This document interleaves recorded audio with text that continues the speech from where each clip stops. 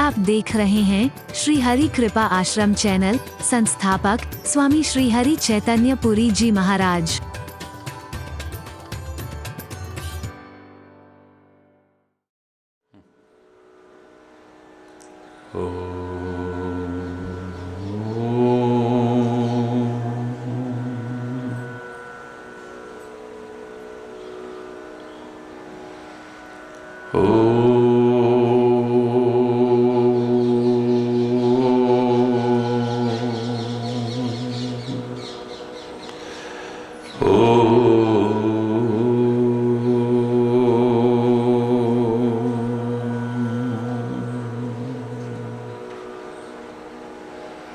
सर्वे भवन्तु सुखिनः,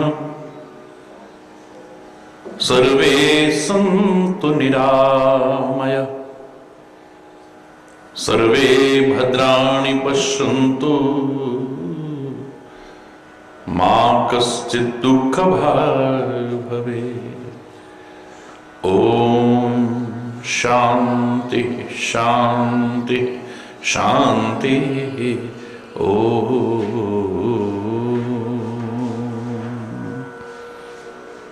त्वमेव माताश्च पिता त्वमेव, त्वमेव बन्धुश्च सखा त्वमेव, त्वमेव विद्या द्रविणो त्वमेव, त्वमेव सर्वं मम देव देव। ॐ शान्ति शान्ति शान्तिः।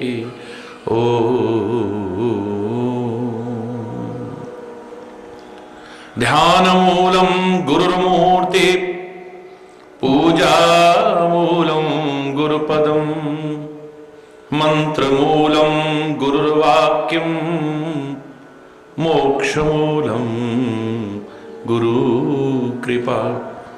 ॐ शान्ति शान्ति शान्तिः। भवानी शंकरो वंदे,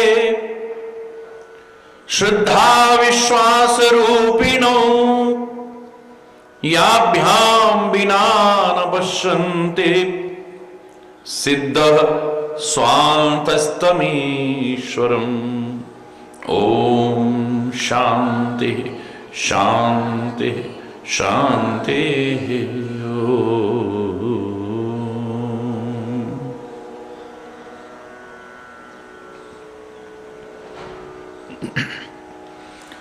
तू ही राम है, तू रहीम है, तू ही राम है, तू रहीम है, तू करीम कृष्ण खुदा हुआ। तू ही राम है, तू ही राम है, तू ही राम है, तू रहीम है, तू करीम कृष्ण खुदा हुआ। तू ही वाहे गुरु, तू यीशु मसीह, तू ही वाहे गुरु, तू यीशु मसीह। हर नाम में तू समा रहा। तू ही राम है, तू ही राम है, तू ही राम है, तू ही राम। तेरी जात पात कुरान में, तेरा दर्श वेद पुराण में। तेरी जात पात कुरान में, तेरा दर्श वेद पुराण में। गुरु ग्रंथ जी के बखान में तो प्रकाश अपना दिखा रहा। गुरु ग्रंथ जी के बखान में तो प्रकाश अपना दिखा रहा। तू ही राम है, तू रहीम है, तू ही राम है, तू ही राम है, तू ही राम है। अरदास है कहीं कीर्तन, कहीं राम धुन, कहीं आवाहन। अरदास है कहीं कीर्तन, कहीं राम धुन, कहीं आवाहन। विधि वेद का है ये सब रचन, विधि वेद का है ये सब रचन। तेरा भक्त तुझको बुला रहा। तू ही राम है, तू ही राम है, तू ही राम है, तू ही राम है, तू ही राम है, तू रहीम है, तू करीम कृष्ण खुदा हुआ। तू ही राम है, तू ही राम है।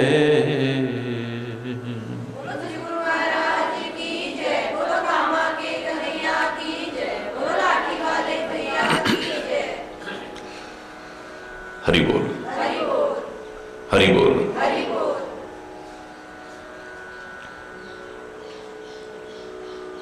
अब नगर में हर ओर आनंद ही आनंद है।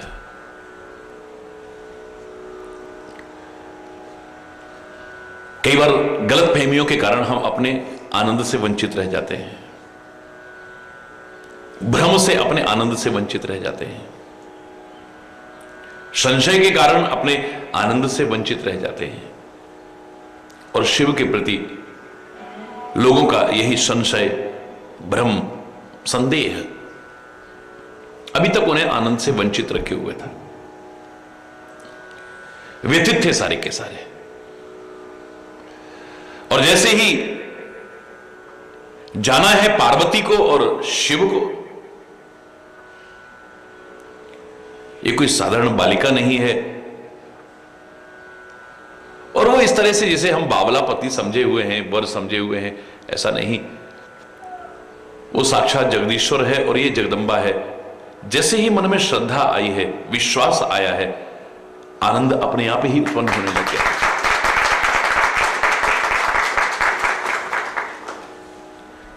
भवानी और शंकर को इसलिए श्रद्धा और विश्वास का प्रतिरूप बताया है। भवानी शंकरो वंदे श्रद्धा विश्वास रूपिणो, याभ्याम बिना न पश्यन्ति सिद्ध स्वांत स्तमीश्वरम। परमात्मा अंतःकरण में स्थित है, लेकिन हमारे मन में श्रद्धा और विश्वास नहीं होगी, हम उसके दर्शन नहीं कर सकते हैं। क्यों, कैसे, क्या, इन्हीं प्रश्नों में ही घूमते रहेंगे।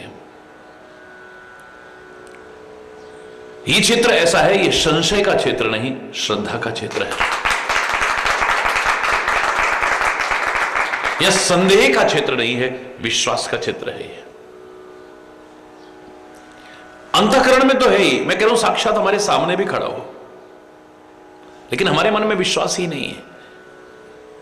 विभिन्न प्रकार के प्रश्न उल जलूल घूम रहे हैं, हम क्या लाभ उठाएंगे? क्या खाली अर्जुन ने ही दर्शन किए थे भगवान कृष्ण के? क्या मात्र पांडवों ने ही भगवान कृष्ण को देखा था? क्या दुर्योधन की नजरों ने भगवान कृष्ण को नहीं देखा था? क्या दुशासन ने नहीं देखा था? क्या शकुनी ने नहीं देखा था? क्या शिशुपाल ने नहीं देखा था? क्या जालंधर ने नहीं देखा था? क्या कंस ने नहीं देखा था? या अन्य ने राक्षस जो भगवान को मारने तक पर उतारू थे, क्या उन्होंने नहीं देखा था? हरि बोल। देख सब रहे हैं, लेकिन अब लाभान्वित कौन हुए? जो उन्हें पहचान सके। और मैंने एक बार कहा था, आप इसमें कहीं भी प्रश्न की गुंजाइश नहीं है। या तो जो सामने है उन्हें श्रद्धा और विश्वास से देखो, तो उनकी कृपा के अधिकारी बनकर के उन्हें पहचान सकते हो आप।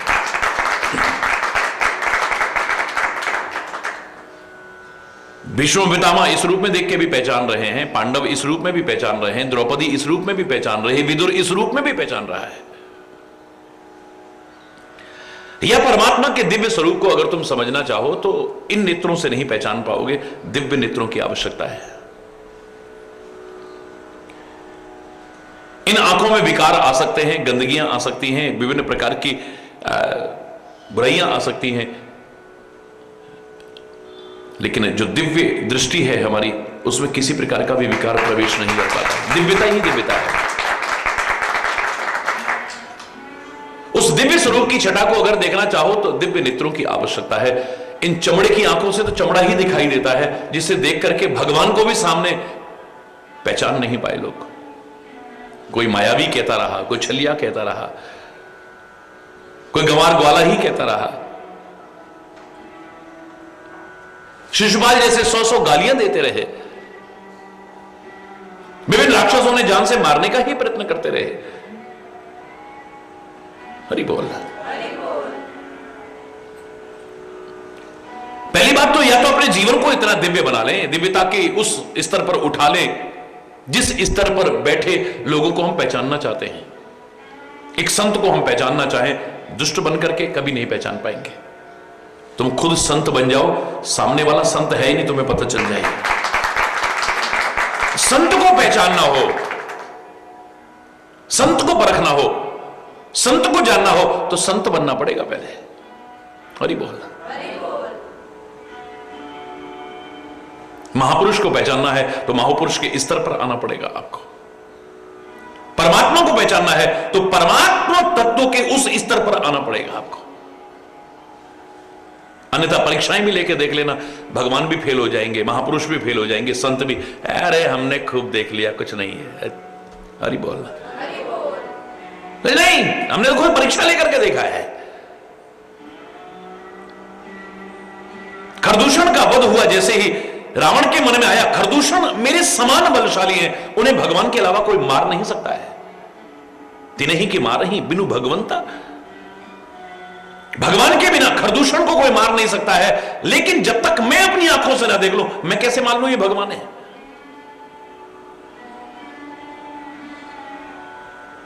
क्योंकि आम आदमी किसी की बुराई को एकदम स्वीकार कर लेता है, अच्छाई को एकदम स्वीकार नहीं कर पाता है। आप किसी की बुराई करके देखो, अरे वो अरे हम तो बड़ा अच्छा समझते थे। झूठ मूठ भी किसी की बुराई करके देखो, आदमी एकदम से स्वीकार कर लेगा। और किसी की महानता का जिक्र करो तो जब तक अपनी आंखों से हम नहीं देखते, हम विश्वास नहीं करते इन चीजों में। हरि बोलना। जब किसी ने बुराई करी तब नहीं कहा, जब तक अपनी आंखों पर नहीं देखते तब तक विश्वास नहीं करेंगे। रावण कहता है जब तक मैं अपनी आंखों से ना देख लूं, मैं नहीं मानता ये भगवान है। यद्यपि भगवान के अलावा कोई मार नहीं सकता। जो भगवंत लीन, अगर भगवान ने अवतार लिया, अगर शब्द कहां से आ गया फिर? अगर भगवान ने अवतार लिया है तो मैं जाकर के उनसे वैर करूंगा, तो मैं जाए वैर हट करूं, जबरदस्ती वैर करूंगा उनसे। प्रभु सर प्राण तजे भव तरहूं, भगवान के बाणों से मर करके भव सागर से पार हो जाऊं। भक्ति करके तो मैं हो नहीं सकता हूं, क्योंकि भक्ति का दिखावा कर सकता हूं, रावण स्वीकार कर रहा है। भक्ति का ढोंग कर सकता हूं, भक्ति का पाखंड कर सकता हूं, क्योंकि मेरा खान पान मांसाहारी, मैं तामसिक आहार, तामसिक वृत्तियां, इन सब के रहते मैं भक्ति का दिखावा कर सकता हूं, भक्ति नहीं कर पाऊंगा। भक्ति करके तो भव सागर से पार नहीं हो पाऊंगा। हां, उनके तीरों से मर करके भव सागर से पार हो जाऊंगा। और जो नृपसुत, अगर वो राजकुमार हैं तो सुना है बड़ी सुंदर स्त्री है उनके साथ में, उसका हरण करके ले आऊंगा, एक सुंदरी और मेरी उसमें बढ़ जाएगी। वहीं पर जबरदस्ती वैर करके मरा था या स्त्री का हरण करके लाया था? बोलो ना, बोलो, क्या किया था? स्त्री का हरण करके लाया था, यानी राजकुमार सिद्ध हुए ना। परीक्षा ली है उसने कहा कि मैं परीक्षा लेके देखूंगा, मैं एक अद्भुत हिरण बनाता हूं, मायावी नकली हिरण। अगर ये परमात्मा है तो अंतर्यामी है, जान जाएंगे नकली है। नकली चीज के पीछे आम आदमी नहीं भागता, भगवान क्यों भागेगा? अगर उस हिरण के पीछे ये भागते हैं शिकार करने के लिए, तब तो ये राजकुमार हैं। नहीं भागते हैं तो अंतर्यामी है, पहचान गए ये भगवान है। पर भगवान तो भागे। हरि बोलना। रावण की परीक्षा में भगवान सिद्ध नहीं हुए, और इसीलिए सारी जिंदगी उसे लोग समझाते रहे। मंदोदरी उसे समझाती थी, कुंभकर्ण ने उसे समझाया, माल्यवंत ने उसे समझाया, विभीषण ने उसे समझाया, अंगद ने आके समझाया, हनुमान जी ने आके समझाया, किसने नहीं समझाया? मैंने परीक्षा लेकर देखा हुआ है, वो भगवान हो ही नहीं सकता है। अरे दुनियादारी में भी नियम है, किसी की तुम परीक्षा लेना चाहो, उससे ज्यादा योग्यता होनी चाहिए, या कम से कम उसके बराबर इक्विवेलेंट तो होनी चाहिए, समकक्ष तो होनी चाहिए। एमए क्लास की परीक्षा लेना कोई चाहे तो कम से कम एमए पीएचडी या कम से कम एमए पास तो हो। एमए क्लास की परीक्षा लेने जाओ और 4 क्लास भी तुम पास नहीं हो, हरि बोलना। सामने वाला परीक्षा देगा क्यों? और देगा तो तुम समझोगे कि नहीं समझोगे? हरि बोलना। जिसकी तुम परीक्षा लेना चाहते हो उससे ज्यादा योग्यता होनी चाहिए, या कम से कम उसके बराबर तो योग्यता होनी चाहिए। संत को पहचानने के लिए, संत बने बिना हम नहीं पहचान पाएंगे। महापुरुष को पहचानने के लिए, महापुरुष के स्तर तक जीवन ना आया, नहीं पहचान पाएंगे। भगवान को पहचानने के लिए उस भगवत तत्व तक ना पहुंचे, नहीं पहचान पाएंगे। या तो जीवन और आचरण ऐसा हो जाए कि वो कृपा करके हमें जना दे अपने आप को। सोई जाने ही जे देव जनाई, जानत तुम ही होई जाई। अन्यथा तो विधि हरि शंभु न चावन हारे, जग पेखन तुम देखन हारे, तेऊ न जाने ही मरम तुम्हारा, और तुम ही को जान नहीं हारा। सारी सृष्टि को नचाने वाले ब्रह्मा विष्णु महेश तुमको नहीं पहचान पाए तो और कौन पहचानेगा? जिंदगी भर संदेह में ही उलझते रहे। कैसे कैसे लोगों की बुद्धि भ्रमित हो रही। भगवान कृष्ण को सामने देके सारी सृष्टि को पैदा करने वाले ब्रह्मा की बुद्धि, ये भगवान हो ही नहीं सकता है। भगवान शिव की अर्धांगिनी सती श्री राम को देख करके जंगल में कहती है ये भगवान हो ही नहीं सकते हैं। एक आम आदमी नहीं, देवता नहीं, देवराज इंद्र कहता है ये भगवान हो ही नहीं सकते हैं। इनको तो मैं डुबो करके रख दूंगा, सारी ब्रज भूमि को डुबो कर रख दो। 7 दिन मूसलाधार बारिश करता है।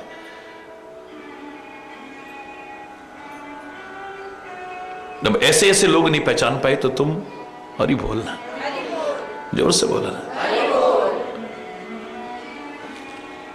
या तो दिव्य नेत्र हो हमारे, और दिव्य नेत्र कौन प्रदान करता है? या तो परमात्मा कृपा करके प्रदान करें। अर्जुन ने भी कहा था, हे केशव, मैं आपका वो दिव्य स्वरूप देखना चाहता हूं, आपका विराट रूप देखना चाहता हूं। भगवान कृष्ण बोले कि इन चर्म नेत्रों से तो ये शरीर ही दिखेगा जिसको सब देख रहे हैं, पर कितने पहचान पा रहे हैं लोग? ये स्वरूप तो मैं देख रहा हूं प्रभु, मुझे उस दिव्य स्वरूप की छटा चाहिए आपकी। बोले उस दिव्य स्वरूप को देखने के लिए तो दिव्य नेत्रों की आवश्यकता है। हे केशव, जब मैंने अपना सब कुछ आपको सौंप दिया, अब दिव्य नेत्र प्राप्त करने के लिए कहां जाऊंगा मैं? आपसे ही प्रार्थना है कि कृपा करके मुझे दिव्य नेत्र प्रदान करो, जिससे मैं आपके दिव्य स्वरूप की छटा देख पाऊं। गीता में पढ़िए भगवान कृष्ण क्या कहते हैं, दिव्यम ददामि ते चक्षु पश्चिमे, मैं ही तेरे को दिव्य नेत्र प्रदान करता हूं। हे कुंती पुत्र, मेरे दिव्य स्वरूप को देखो तुम। भगवान श्री कृष्ण ने कृपा करके जैसे अर्जुन को वो दिव्य चक्षु दिए और दिव्य स्वरूप दिखाई दे गया, या तो परमात्मा कृपा करे तब दिव्य चक्षु हमारे खुल सकते हैं, या सदगुरु कृपा करें। जैसे व्यास ने संजय को प्रदान किए दिव्य नेत्र, ऐसा नहीं कि कृष्ण नहीं दिए हो, भगवान श्री कृष्ण ने ही प्रदान किए हो। संजय को किसने प्रदान किए? व्यास जी ने प्रदान किए।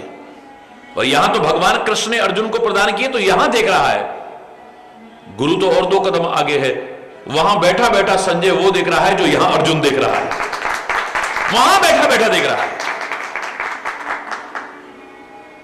गुरुदेव ने कृपा करके प्रदान किए है, संजय चाहे कितनी दूर भी बैठा है वहां उससे सब दिखाई दे रहा है। और फिर उसके अंदर इतनी शक्ति सामर्थ्य आ जाती है कि वो जब वर्णन करने लगता है तो सामने चाहे अंधा धृतराष्ट्र क्यों ना बैठा हो, उसके सामने भी सारा चलचित्र की भांति घूमने लग जाता है। उसको वो हाल सुना रहा है संजय वहां बैठा बैठा, उसको भी सारा का सारा ऐसा एहसास हो रहा है जैसे सामने हो रहा है। और तुलसी ने तो और भी 2 कदम आगे कहा, गुरुदेव भी कृपा करके प्रदान करें न करें, तुम श्रद्धा और विश्वास से गुरु चरण कमलों का स्मरण तो करो। श्री गुरु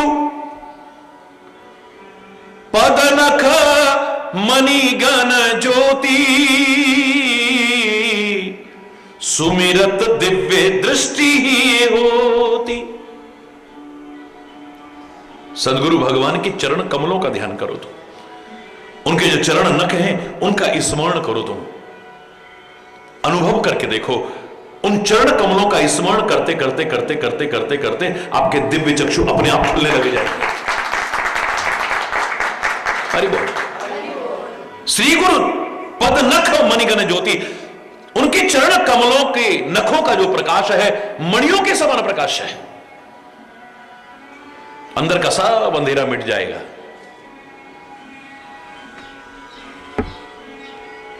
सूर्य का प्रकाश हर क्षण हम लाभ नहीं उठा सकते, हमारे आगे से सूर्य आगे बढ़ जाता है तो फिर अंधेरा छा जाता है। चंद्रमा का प्रकाश हर समय हमें नहीं मिल पाता है, अन्य जितने भी ज्योतिपुंज हैं उन सब का प्रकाश हमेशा सदा सर्वदा हम नहीं प्राप्त कर पाते हैं। इसलिए उपमा गुरु चरण कमल के नखों की काहे से दी है? मणियों से, क्योंकि मणि का प्रकाश हमेशा ही बना रहता है। हरि बोलना। अभी तक शिव को उस दृष्टि से नहीं देखा है, मां के मन में भी संदेह है, सारे नगर निवासियों के मन में भी संदेह है। हां, जो श्रद्धा की स्वरूपा है यानी पार्वती, उसके मन में तो आनंद और उत्साह ही उत्साह। और वही श्रद्धा नारद जी के कहने पर यानी सदगुरु के कहने पर, संत के कहने पर जब सबके मन में पैदा हुई है, अब सारे नगर में आनंद ही आनंद है। हरि बोल। जिधर देखते हैं उधर आनंद ही आनंद हो रहा है।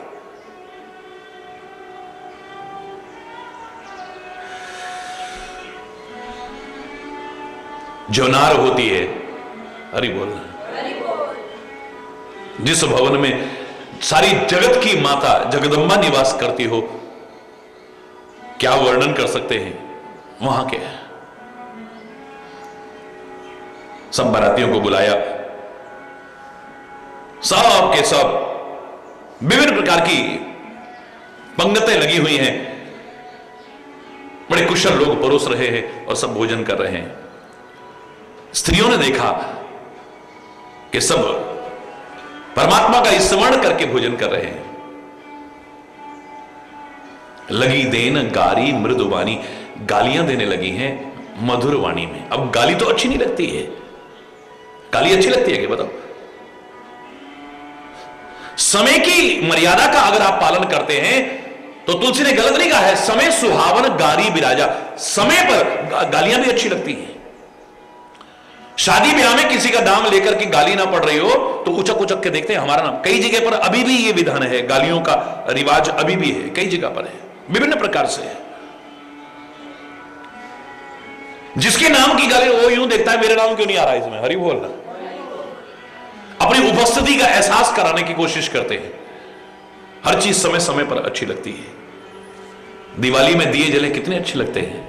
होली के अवसर पर आपके गाल पे गुलाल लगी हो, रंग लगो, कितने सुंदर लगते हो आप। आगे पीछे अच्छे लगोगे। हरि बोल। हर चीज समय पर अच्छी लगती है।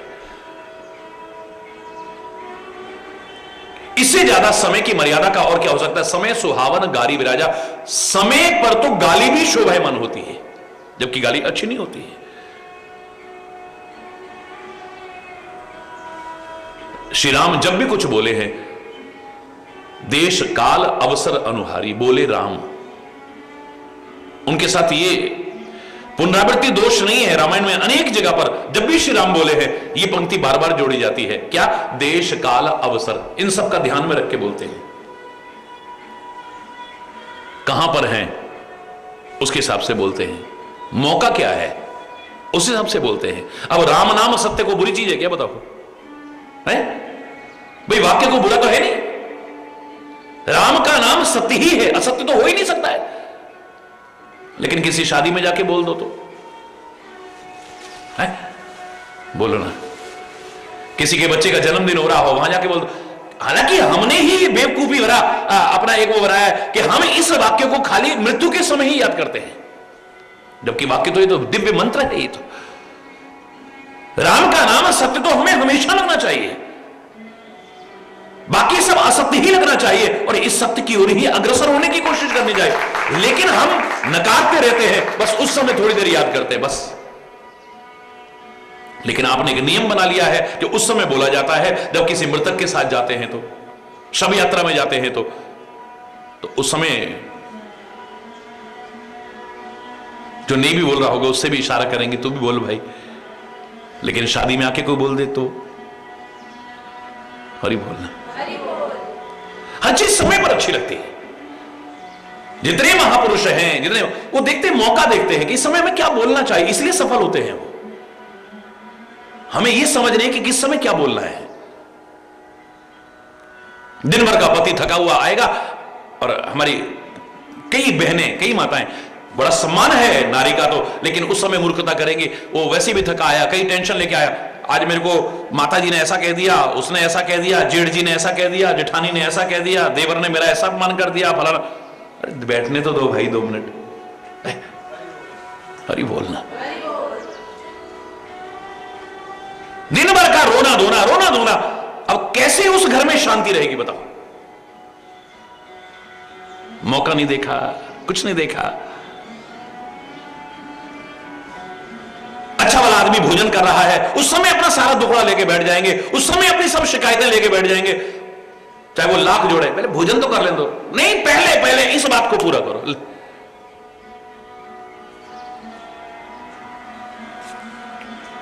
जो समय की मर्यादा को नहीं पहचानता है ना, उससे बड़ा मूर्ख और व्यक्ति कोई नहीं हो सकता है, और उसे जीवन में शर्मिंदा ही होना पड़ता है। याद रखना, आप कितने भी अच्छे हैं, आपकी वाणी कितनी भी अच्छी है, लेकिन देश काल अवसर के अनुसार नहीं बोलते हैं तो आपसे बड़ा नासमझ और कोई नहीं हो सकता है। मौका देख करके बोलिए, किस समय क्या बोलना है, किस समय क्या नहीं बोलना है, कहां पर बोलना है, किससे बोलना है, किससे नहीं बोलना है, कितना बोलना है, कितना नहीं बोलना है, पता होना चाहिए।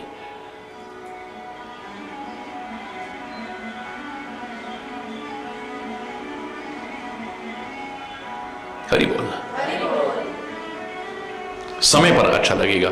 एक तो समय की मर्यादा को पहचानो, समय की कीमत को पहचानो। निकला हुआ एक क्षण भी ये वापस नहीं लौटता है, अनमोल समय, इसकी कीमत नहीं आंक सकते आप।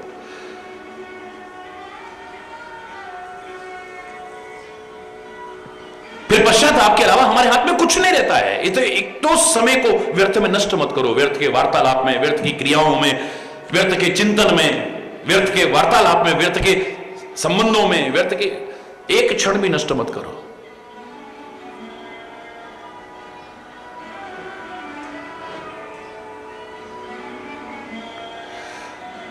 जो समय के मोल को पहचानता है उसका जीवन अनमोल बन जाता है। पहले टाइम बर्बाद करते रहे, अब पेपर आ गए, अब एंड टाइम पे रोना धोना मच रहा है। हरि बोलना। यही तुमने समय पे किया होता तो आफत आती क्या? सारा साल तो बर्बाद कर दिया। तब तो हमें टीवी पे अच्छा लगता था, उस पे अच्छा लगता था, इंटरनेट पे अच्छा लगता था, कंप्यूटर पे बैठना अच्छा लगता था, मोबाइल पे खेलना अच्छा लगता था, ये सब अच्छा लगता था। जब जो करना चाहिए था तब नहीं किया। तो अब क्या है? घबराहट, आशंकाएं, क्या कहते हो, एग्जामोफिलिया हो जाता है फिर। अरे बोलना, बच्चों को बड़ी ये बीमारी आम हो जाती है एग्जाम के टाइम में। अरे बोल, अगर समय के महत्व को आप पहचाने, समय पर हर काम करें, कभी भी ना तो आपको शर्मिंदा होना पड़ेगा, ना पश्चाताप और ग्लानि का सामना करना पड़ेगा, और असफलता कभी नहीं मिलेगी आपको, सफलता मिलेगी। याद है, समय पर हो। ऐसा नहीं कि कई बार आप समय के महत्व को नहीं जानते हो, जानते हो। समय पर आपका विवाह ना हो, आपके बच्चों का विवाह हो, कैसा लगता है आपको? बहुत बुरा लगता है। 3 साल हो गए, 4 साल हो गए फिर विवाह को, अब समय पर संतान ना हो, कैसा लगता है आपको? बोलो ना। समय के महत्व को जानते हैं आप, लेकिन जहां स्वीकार करना चाहिए वहां नहीं कर पाते हो। समय पर रोजगार ना लगे, समय पर सही नौकरी ना लगे, कैसा लगता है आपको? 2 साल हो गए, 3 साल हो गए, चक्कर काटते काटते, फार्म भरते भरते, कैसा लगता है?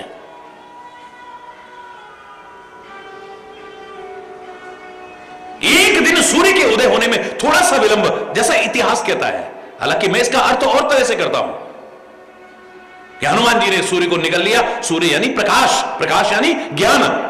बाल्यावस्था में ही ज्ञान से अपने अंतर को भी आलोकित करने की कोशिश करो, ज्ञान को अंदर निगलो। ये बाहर प्रकाश हो रहा है, इतने से काम नहीं चलेगा, तुम्हारे अंतर में भी प्रकाश होना चाहिए। ये हनुमान जी सिखा रहे हैं, और उसके लिए कोई उम्र की बात नहीं है। बाल समय रवि भक्ष लियो, बचपन में ही अंदर प्रकाश कर लिया है। लेकिन जो सामान्य अर्थ आप करते हैं, उस सूर्य को निगल लिया है तो सूर्य को भी निगल लिया, बिल्कुल ठीक है। उनके लिए क्या असंभव है? समर्थ है वो, भगवान है वो। आज थोड़ी देर हो गई है सूर्योदय में, बाल समय रवि भक्ष लियो, तीनों लोक भयो अंधियारो। चारों तरफ अंधेरा छा गया है, त्राही त्राही मच गई है, त्राही त्राही मच गई है।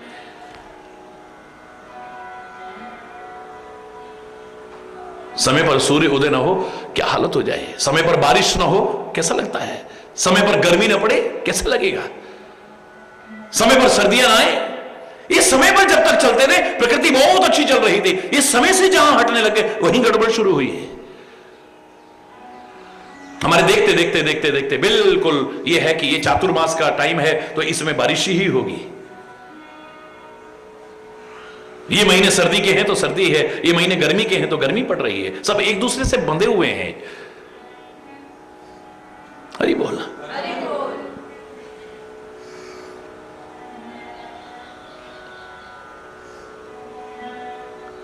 कोई भी राजा धनुष को हिला भी नहीं पा रहा है, सब परेशान है। तो सीता जी की भी बहुत बुरी हालत है।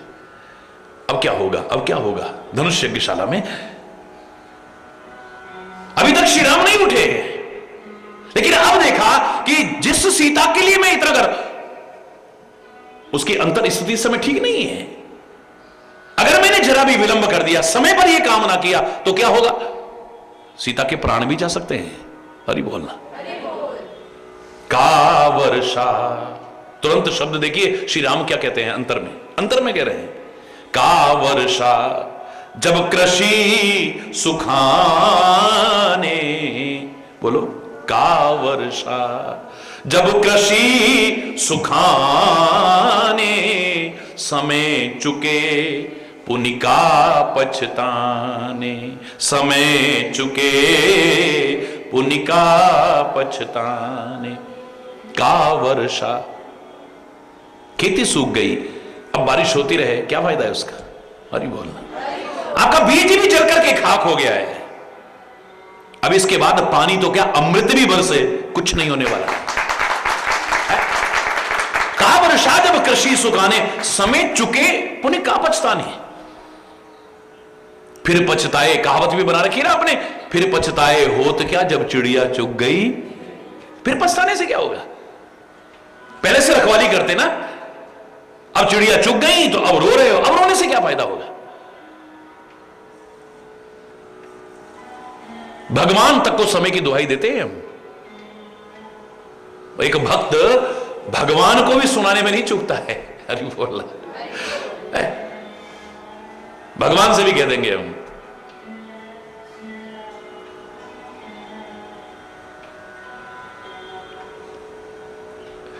कि अगर समय पर तूने दर्शन न दिए तो फिर फायदा क्या है।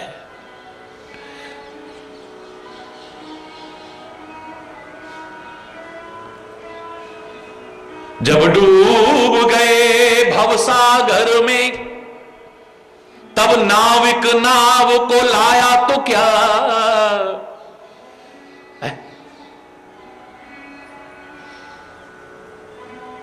भवसागर में जब डूब गए तब ए नाविक तू नाव को लेके आ, अब हमारे किस काम के, डूब के आदमी मर गया अब नाव ला रहे हो। अरे बोल, मुख सूख गया जब रोते हुए तब निष्ठुर तू, मुख सूख गया जब रोते हुए तब अमृत भी बरसाया तो क्या। जब डूब गए भव सागर में तब नाविक नाव को लाया तो क्या।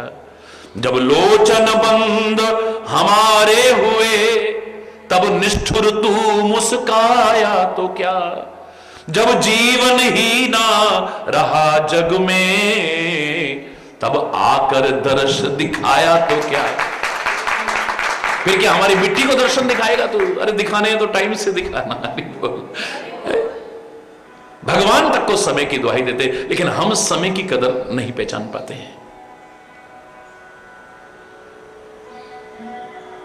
जिसने समय का मोल समझा है उसका जीवन अनमोल हो गया है। याद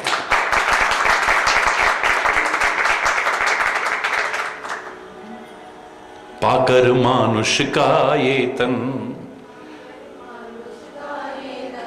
किया ना हरि का भजन, तन मानुष पाने का फायदा, तन मानुष पाने का क्या, क्या मैं नहीं बोल रहा हूं, क्या अपने आप जोड़ लेना, फायदा पाकर मानुष का ये तन, पाकर किया ना हरि का भजन। तीर्थ यात्रा गया, तीर्थ यात्रा गया, यदि मन का मैल ना गया, यदि मन का मैल ना गया तो तीर्थ जाने का इसी में प्रश्न है, इसी में उत्तर है, खुद खोजो। तो तीर्थ जाने का फायदा पाकर मानुष का ये तन, पाकर मानुष का ये तन, किया ना हरि का भजन, किया ना। हर एक श्वास अनमोल है, एक एक श्वास कितनी कीमत है इसकी बताओ। सारी दुनिया की दौलत इकट्ठी कर लो, एक श्वास नहीं मिल सकता। हरि बोल है, हर एक श्वास अनमोल है, हर एक श्वास अनमोल है। हीरे मोती से भी ऊंची तोल है, हीरे मोती से भी ऊंची तोल है। करके संतों का भी संग, चढ़ाना कोई उनका रंग, चढ़ाना तो सत्संग आने का फायदा, तो सत्संग आने का फायदा पाकर मानुष का ये तन, पाकर किया ना हरि का भजन, किया ना। मन में बदले की आग है, मिलके बोलो। मन में बदले की आग है, मन में बदले की, किया तृष्णा से ना वैराग है,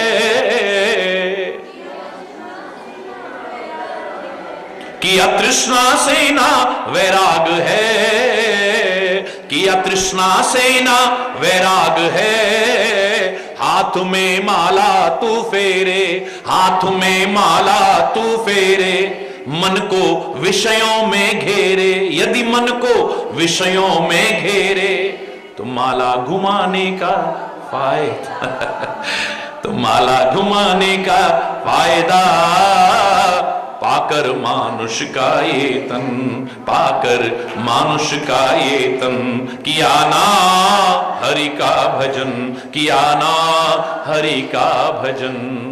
सागर जैसा मन साफ कर, सागर जैसा मन, दुनिया भर की गंदगी भरी है, हरि बोलना। सागर जैसा मन साफ कर, नदियां तो प्रदूषित कर दी, अब तो सागर की बात करनी पड़ेगी।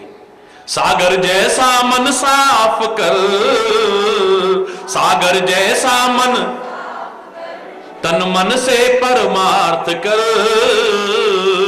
तन मन से परमार्थ कर।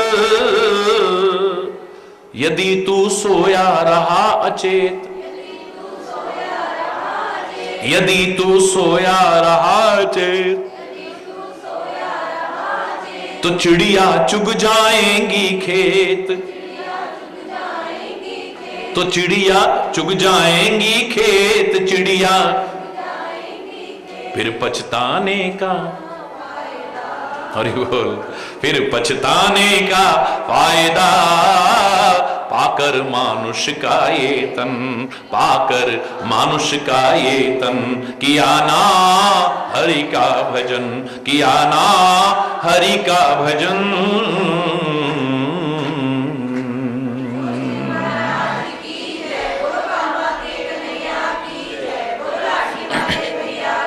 तो कई लोग समय के महत्व को नहीं समझ पाते, बहुतों को बचपन से ही समझ आ जाती है, अच्छाई की ओर लग जाते हैं, बहुत से वृद्ध हो जाते हैं, फिर भी गंदगियां दूर नहीं होती हैं। हरि बोलना, जोर से बोलना।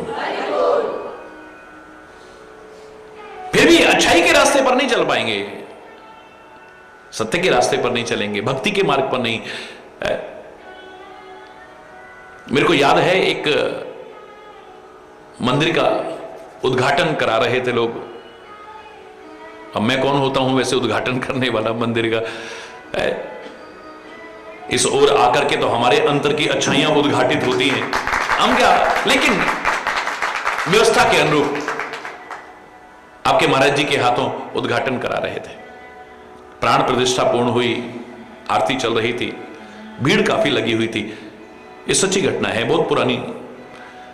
तो अचानक लोग पीछे से पुष्प भी फेंक रहे थे, तो एक व्यक्ति ने क्या किया, इतना मोटा नारियल आप देखा ना था, भड़क करके पीछे से फेंका, आगे आने नहीं देते कोई, तो भीड़ में है।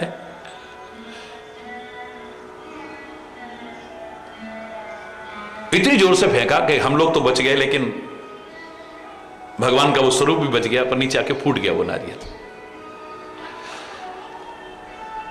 सीखने वाला व्यक्ति हो तो कहां से नहीं सीख सकता है, ये मैंने अनुभव किया है।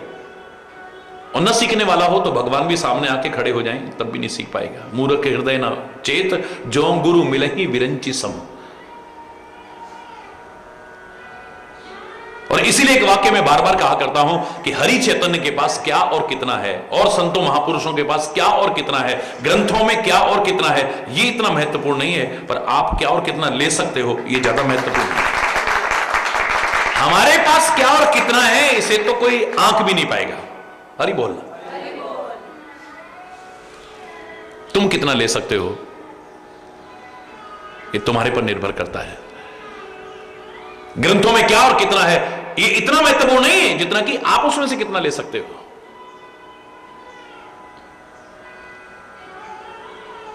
सीखने वाला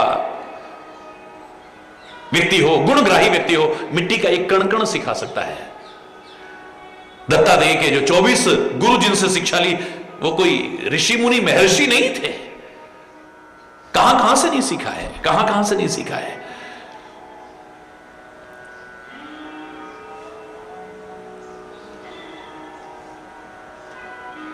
मेरे मन में तुरंत ईश्वर की कृपा से एक प्रेरणा हुई।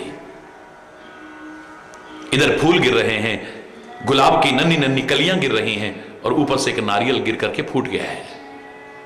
तो मेरे मन में क्या आता है, देखो बच्चे भी आ रहे हैं, वृद्ध भी आ रहे हैं, हरि बोलना। लेकिन कई बुजुर्ग ऐसे हैं,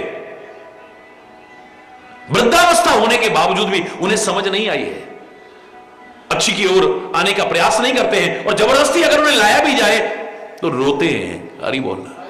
प्रेम के आंसू नहीं, दुख के आंसू। मुझे लगा ये नारियल बिल्कुल वृद्ध हो चुका है, वृक्ष में पहले पुष्प आया, फल बना, पका, कितने जमाने बाद टूटा, फिर जो तोड़ के लाया उसके पास आया, फिर बाजार में आया, फिर होलसेलर के पास आया, फिर रिटेलर के पास आया, कितने दिन दुकान में पड़ा, तब जाकर के किसी व्यक्ति ने खरीदा, और अब ला करके मंदिर में।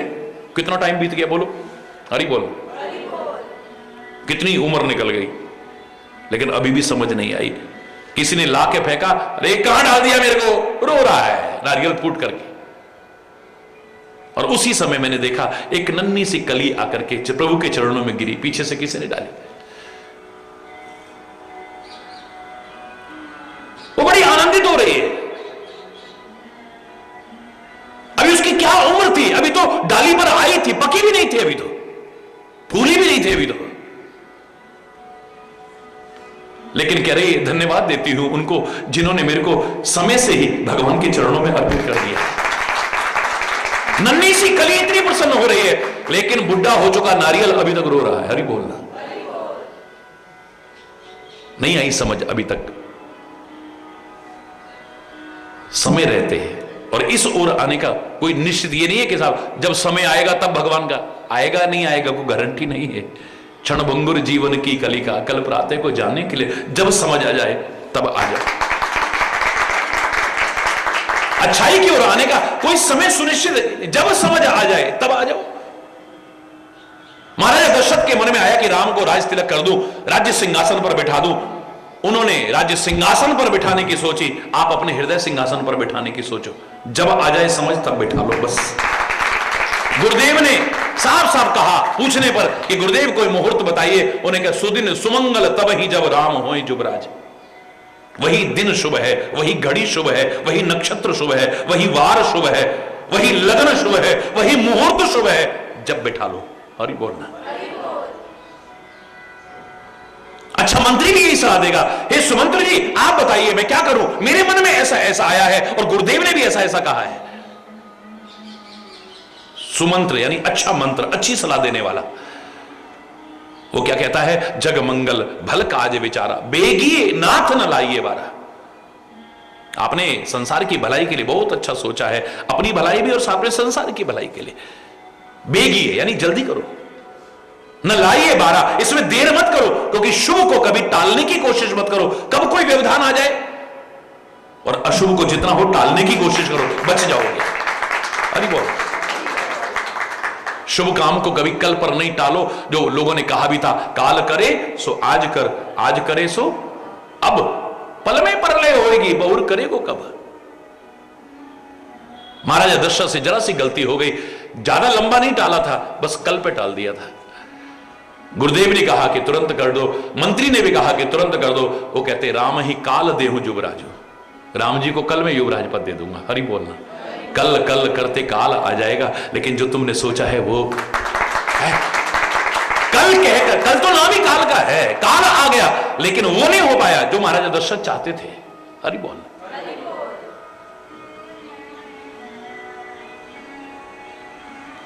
इस समय बहुत बलवान है, हरि बोलना। और जिसने इसकी कदर को पहचाना वही बना महान है। एक एक क्षण अनमोल है, एक एक क्षण अनमोल, और ये जो चला जाता है फिर वापस लौट के नहीं आता है। फिर पश्चाताप होता है, हाय हम तो कुछ कर ही नहीं पाए, हाय हम तो कुछ बन नहीं पाए, हाय हम तो पढ़ नहीं पाए, अब तो पेपर भी आ गए, अब तो ये भी हो गया। लोगों के मन में आता है हमारी जिंदगी ऐसे ही निकल गई। मैं तो कहता हूं अब भी समझ आ गई है तो अब भी समझ जाओ, बीती ताही विसार दे, अब आगे की सुध ले। वो हाय हाय हाय हाय हाय भूतकाल के लिए चिल्लाते हुए वर्तमान को भी खो बैठोगे, वर्तमान में जो करने की संभावना थी उससे वंचित रह जाओगे। अब घबराओ मत, टेंशन मत करो, रो बिल्कुल नहीं। Don't cry on spirit milk जो कहा करता हूं मैं, डोंट क्राई ऑन स्पिरिट। जो दूध गिर गया उस पर मत चिल्लाओ, जो बचा है इसे संभाल लो, वरना ये भी उबल जाएगा। हाय दूध उबल गया, हाय दूध उबल गया, हाय दूध। जो दूध उबल गया सो उबल गया, जो बचा है इसे उतार ले, समझदारी इसमें है। नहीं तो हाय हाय करते ये भी उबल जाएगा। अरे बोला समझदार लोग एक क्षण को भी। और फिर देखो हर चीज समय समय पर अच्छी लगती है। महापुरुष हैं, इनकी शरण में आकर के ये जो 4 बाधाएं आती हैं ये दूर हो जाती हैं, बिल्कुल ठीक है। बाकी तो फिर वो अपवाद है। बाकी सामान्यतः इन 4 चीजों में व्यक्ति घिरा हुआ है और इनकी मर्यादा का पालन करना चाहिए। काल, कर्म, स्वभाव, गुण घेरा। मैंने उस दिन कहा ना, पार्वती जब अवतार लेकर के आती हैं तो वहां पर ये चारों चीजों का असर खत्म हो जाता है। सब फलों वृक्षों में फल लग गए हैं, ऋतु और कुरित काल गति त्यागी, मनी कान का प्रभाव खत्म।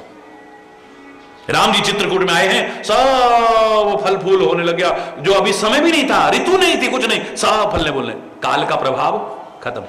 हरि बोल। ये अपवाद है। ये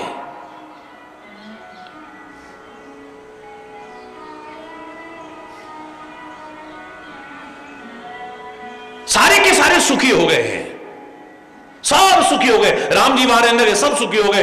महापुरुषों का कहा वहां सब सुखी हो गए। पार्वती जब आई है हिमाचल में, सब सुखी। सब सुखी, सब सुखी कैसे हो सकते हैं? किसी के अच्छे कर्म है, किसी के बुरे कर्म है, और कर्मों का फल अवश्य में भोगना पड़ेगा। कैसे बच जाओगे आप? यानी कर्म का प्रभाव भी खत्म है। ऐसों की सन्निधि में आकर के जिन कर्मों के कारण दुख उठाने थे उनसे भी बच गए। सीधे सीधे है, प्रामाणिक है। काल, कर्म, स्वभाव। सिंह और हिरण का स्वभाव एक नहीं हो सकता है कभी भी है? सिंह अपने स्वभाव का परित्याग नहीं कर सकता है, हिरण आएगा उसको मारेगा, खाएगा।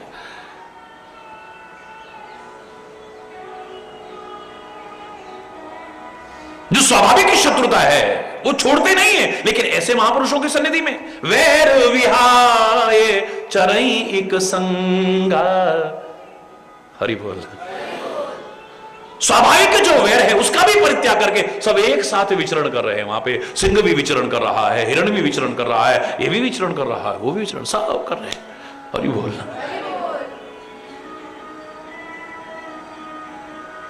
काल, कर्म, स्वभाव, गुण।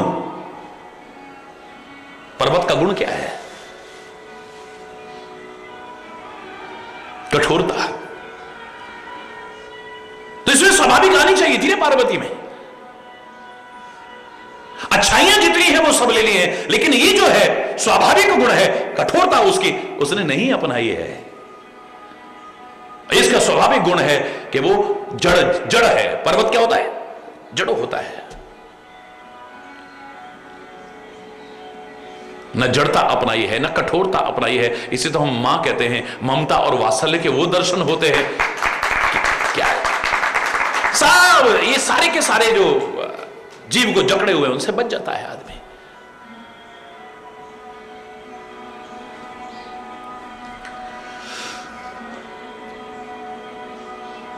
बाकी समय के महत्व को स्वीकार करना चाहिए और हर चीज समय पर ही अच्छी लगेगी। अब होली चल रही है, दिवाली के गीत गाओ, आपको कोई रोक नहीं सकता है। कौन मना करेगा आपको? आप अपनी मर्जी के मालिक है, गा रहे हैं, आप गा रहे हैं, क्या दिक्कत है? लेकिन जितने होली के गीत होली में शोभायमान होंगे, दीपावली पे शोभायमान नहीं होंगे। हर जगह पर दीपक जलते हुए जितने दीपावली में शोभा बढ़ाते हैं, शायद होली के अवसर पर शोभायमान नहीं होंगे। दिवाली के अवसर पर गाल पे गुलाल लगी हुई और रंग लगा हुआ शायद उतना शोभायमान ना हो जितना होली के अवसर पर शोभायमान होगा। हरि बोलना। और इससे ज्यादा उदाहरण क्या दें? समय सुहावन गारी विराजा। बोलो, समय सुहावनी। अब गाली तो अच्छी नहीं होती है, लेकिन समय पर वो भी अच्छी लगती है, विवाह इत्यादि के अवसर पर। और यहां भी यही हो रहा है। नारी वृंद सुरजेवत जानी, गा लगी देन गारी मृदुबानी। बड़ी मधुर वाणी से गालियां देना शुरू कर देती है। हरि बोल, जोर से बोल। गारी मधुर स्वर दे सुंदरी, विंग वचन सुनावही। भोजन करहि सुर अति विलंब, विनोद सुनि सच पावही। जेवत जो बढ़ो आनंद, सो मुख कोटि हूं न परे कहो। अचवाय दीने पान गवने, बास जह जाको रयो। हरि बोल। ये सब हो गया तो मुनियों ने हिमाचल राज को लगन सुनाई है आकर के। अब देखिए, आप ज्योतिष में आप कितनी चीजें देखते हो, बड़े ध्यान से सुनिएगा। मैं ज्योतिष की आलोचना नहीं कर रहा हूं, वेदों का एक अंग है, लेकिन आज जो स्थिति है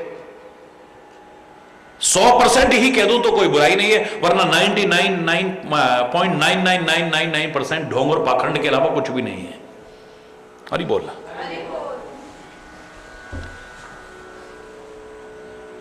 मूर्ख बना रहे हैं और कुछ भी नहीं। गणना है और कितनों को आती है ये सब जानते हैं। ये जितने दुकानें लगा करके बैठे हुए हैं तुम्हारा भविष्य बता, उनको अपना भविष्य नहीं पता, तुम्हारा क्या बताएंगे। हरि बोल।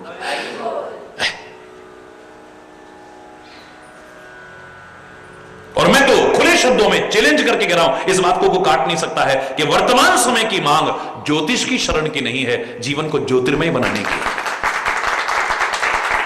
ज्योतिष की शरण में जाने की नहीं, वर्तमान समय की पुरजोर मांग जो है, जीवन को ज्योतिर्मय बनाने की आवश्यकता है। तमसो मां ज्योतिर्गमय के सिद्धांत को अपनाने की आवश्यकता है।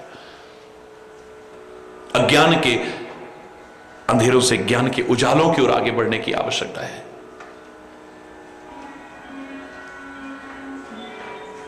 परमात्मा को जब आप अपने हृदय में निवास दोगे ना, मैं खुले शब्दों में कह रहा हूं,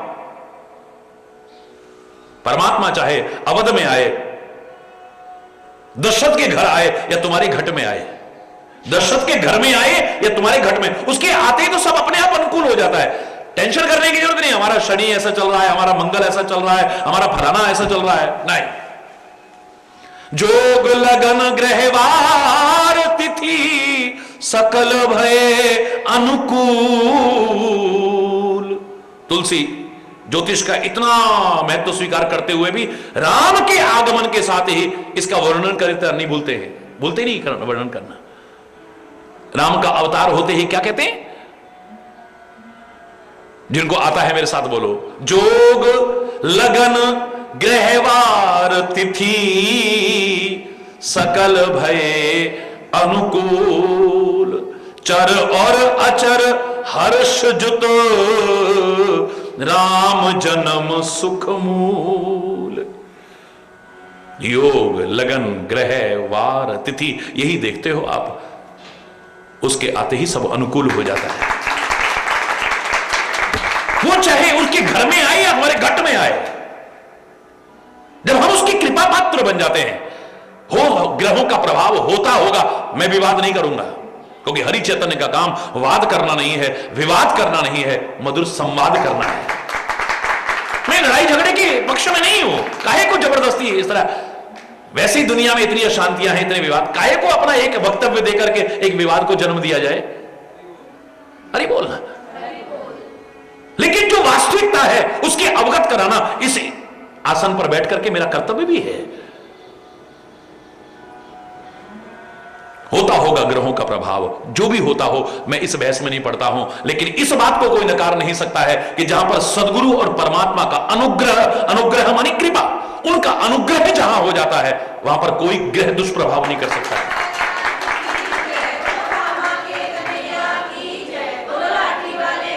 जब परमात्मा और सदगुरु का अनुग्रह अनुग्रहक हो जाता है,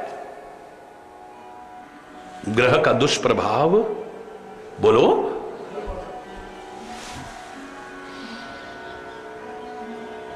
तुलसी ज्योतिष के इतने महत्व को स्वीकार करते हैं, रामायण में भी ज्योतिष के बारे में वर्णन आता है और उनके जीवन में भी ज्योतिष का एक महत्वपूर्ण स्थान रहा है।